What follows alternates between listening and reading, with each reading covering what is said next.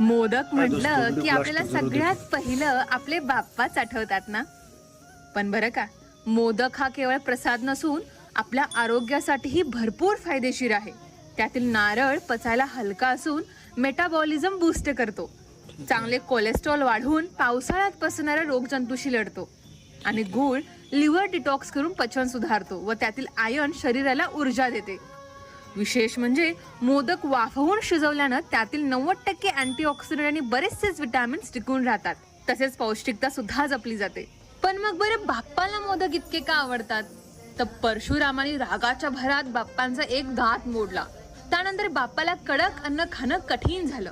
मग त्यांना मऊ गोड सहज पचवणारा मोदक दिला आणि बाप्पांना तो मोदक प्रचंड आवडला. तेव्हापासूनच मोदक हा बाप्पांचा लाडका प्रसाद झाला आणि याचा उल्लेख गणेश पुराणामध्ये सुद्धा केलेला आहे. पण बाप्पाला 21च मोदक का दिले?